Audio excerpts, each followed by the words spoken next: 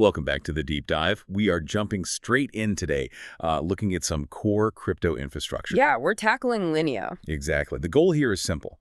How can the whole Internet of Money thing, Ethereum, actually work for regular people, like faster and cheaper? And Linea is a major player here. It's crucial to get this upfront. This isn't some scrappy startup. It's from Consensys. Right, the Consensys, the $7 billion company behind MetaMask and Infura. Huge names. Absolutely. So when they build something like Linea, a layer 2 solution, the industry really pays attention. And just for context, we're recording this on November 9th, 2025. So this analysis is right now. And the timing. Wow. It's kind of wild because you've got this split picture.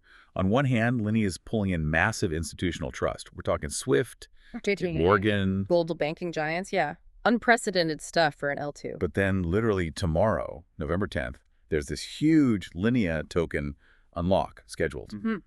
A big one. Which could, seriously rock the market price. Big volatility risk. It's the classic crypto situation, isn't it? Massive Wall Street validation bumping right up against immediate token market risks. Okay, so let's rewind. Start with the basics. Why is using Ethereum, the main highway, often so, frustrating? Why do we even need something like Linea? Yeah, the core problem is really just physics. Or, computer science physics, maybe. Right. Scalability. Scalability, right. Ethereum is super secure, which is great. But when lots of people use it, it just gets jammed, like a highway at rush hour. Okay. And that means low throughput, not many transactions can get through per second, and really high gas fees. Which makes it expensive. Totally. Imagine trying to do small, everyday things, or even a big corporation trying to make regular transfers. Paying like $50, sometimes more, just for the network fee. It makes it slow, expensive. Impractical for mass adoption, basically. Exactly. It's like asking a huge company to pay a massive fee just for the paperwork on a simple internal money move. It just doesn't work at scale. So Linea comes in to fix that traffic jam. That's the goal. It's designed to offload all that transaction congestion, but do it in a way that's still, verifiable and secure, make digital stuff practical for everyone. Okay, but wait.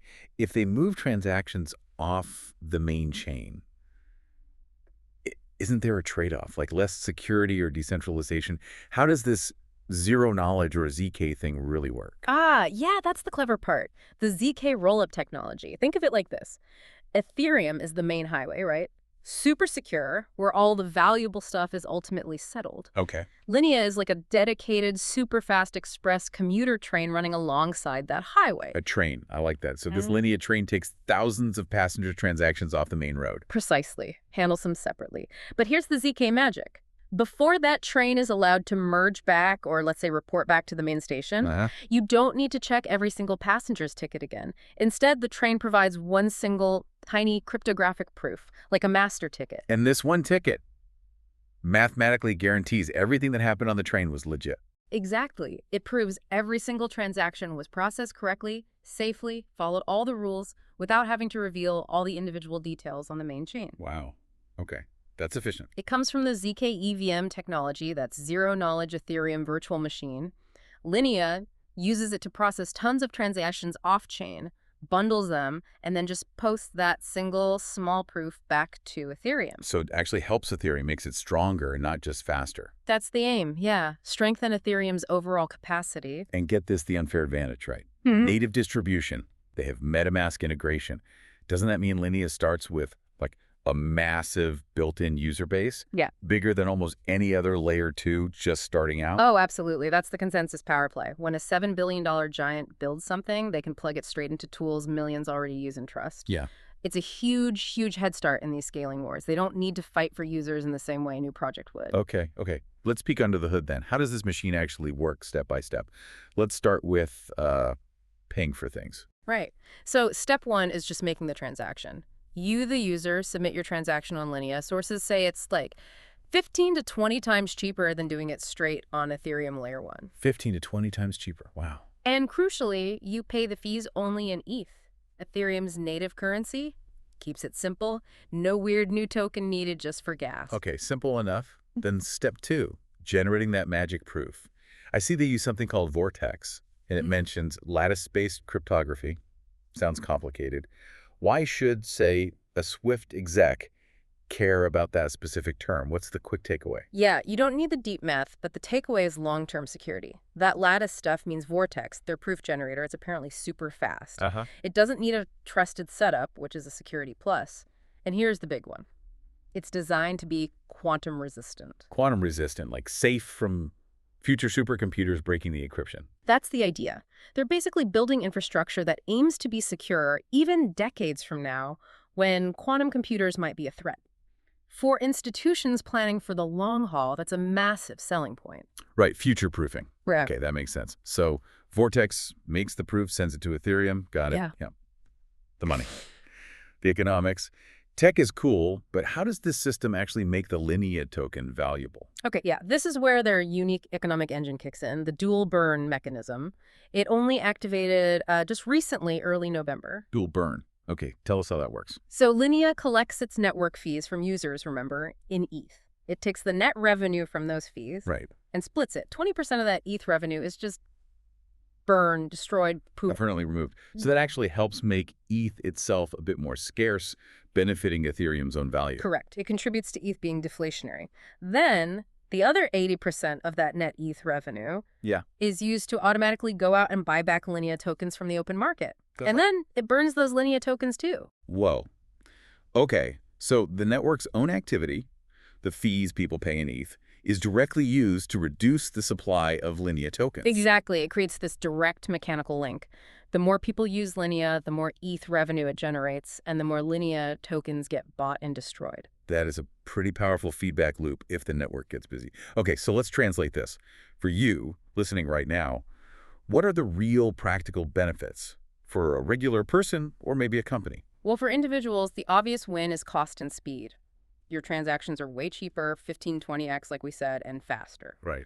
Plus, there's a feature coming up planned for this quarter, Q4 2025, called Native ETH Yield. Native ETH Yield, what's that? Basically, if you deposit your ETH onto Linea, it could automatically start earning staking rewards, like the baseline yield you'd get from staking Ethereum. So your capital becomes more productive just by sitting on Linea. Oh, interesting. So ETH on Linea could earn yield automatically. That's pretty neat. Yeah, definitely something people are watching for. But, okay, beyond individual users, the big story seems to be this institutional trust thing. It's not just crypto nerds using it. It's like actual traditional finance TradFi dipping their toes in. Let's talk about Swift, JP Morgan, Citi again. How can something be truly decentralized if these huge global players are building on it? Is that a fair question? It's a totally fair question, but the sources suggest the trust isn't necessarily about perfect decentralization yet, but more about utility, regulatory foresight, and the consensus backing. Okay. So Swift Millennial Global System banks use to message each other, they chose Linea for a pilot project. Involved giants like JP Morgan, BNY Mellon. Wow. That signals they see Linea as, enterprise ready, robust enough for them to experiment with. And it's not just pilots, right? There was that SharpLink news, a public company. Yeah, SharpLink, NASDAQ listed. They committed $200 million, a huge chunk of their corporate ETH reserves into DeFi protocols running on Linea. $200 million. That's not testing. That's like actual treasury management moving on to a layer 2. Yeah. That's a massive signal. It's an enormous vote of confidence. It basically tells other corporate treasurers, hey, maybe this L2 DeFi stuff is actually safe enough for real money. And you mentioned regulatory foresight. How does that play in? Well, Linea made a conscious choice. The Linea token is not used to pay for gas fees, and it's not primarily for governance, at least not yet. Okay. So why does that matter? It makes it much harder to argue that the token is a security under legal tests like the Howey test in the US. By avoiding those functions, they significantly lower the regulatory risk compared to some competitors. That's really attractive to big regulated institutions. Ah, okay. Less regulatory headache for the big players. Smart. It sounds almost too good to be true, though. Runaway success. Let's talk risks. Where are the weak spots? What should we be worried about? Definitely risks. The biggest technical one right now, centralization. It's kind of the Achilles heel at the moment. Centralization? How so? Linea is currently at what the industry calls stage 0 of decentralization, which basically means it runs on a single centralized sequencer. Sequencer. The thing that orders transactions. Exactly. And that sequencer is controlled entirely by Consensys. Stage 0. That doesn't sound very decentralized for someone hearing about blockchain benefits. What does that actually mean for like my funds if I use it? It means there's a single point of failure and potentially control.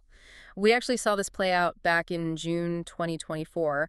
There was a hack, the Velocore incident. Right, I remember reading about that. The Linea team had to make a tough call. They deliberately stopped the entire network, halted everything. And just paused the blockchain. Yeah, to prevent the hacker from getting away with the stolen funds. They saved the money, which is good, but... But it proved one company could just switch it off. Exactly. It demonstrated that central point of control. Now, to be fair, they are very open about this. Their roadmap includes moving to Stage 1 decentralization. Okay, what does Stage 1 involve? Introducing things like a security council, multiple parties overseeing things, and an escape hatch mechanism, so users could theoretically withdraw funds even if the main sequencer went down. And they plan to get that done soon. The target is, by the end of this quarter, Q4 2025. So hitting that roadmap milestone is absolutely critical for long-term trust and health. Definitely sounds crucial. Okay, that's the technical risk. What about the market? The immediate stuff happening, like tomorrow? Right, the big elephant in the room. Yeah. November 10th, 2025. Tomorrow, there's a massive token unlock scheduled. Massive. We're talking 2.88 billion Linea tokens potentially hitting the market. 2.88 billion. How much is that relative to what's already out there? It's somewhere around 16 to 18% of the current circulating supply. Value-wise, maybe $30 to $40 million at current prices. Wow. Okay. That's a lot of potential sell pressure hitting all at once. Volatility seems almost guaranteed. Yeah, it's a significant overhang. And then there's another related issue complicating things. The airdrop hangover. Airdrop hangover, what's that? So after Linea did its initial airdrop to users, a lot of that capital is just sitting there. Sources estimate almost $500 million, like $497 million, is basically dormant in user wallets. $500 million just sleeping, not being used in DeFi on Linea. Pretty much. And that's a problem for that dual burn mechanism we talked about. Ah, right. Because if people aren't actually using the network, making transactions, paying fees... Then Linea isn't generating much ETH revenue. And if there's no revenue, there's no ETH to burn. And crucially, no ETH to buy back and burn Linea tokens. So the whole value accrual engine stalls if that capital stays asleep. They need people to actually use the platform. Exactly. They need to activate that capital, get it moving within their ecosystem quickly. Okay, wow. We've covered a lot. The core problem, the ZK tech, the train analogy, the consensus backing Swift, the dual burn, and then the centralization risk and this looming token unlock. Let's try and boil it down. What's the final summary? Okay, Linea is essentially the institutional-grade zkEVM Layer 2. It's got the powerhouse distribution of Consensys and MetaMask behind it. Plus this unprecedented trust signal from global finance, like Swift. And it's powered by this pretty innovative deflationary token model, the dual burn, that targets both its own token and ETH. But. There's a big but. Yeah.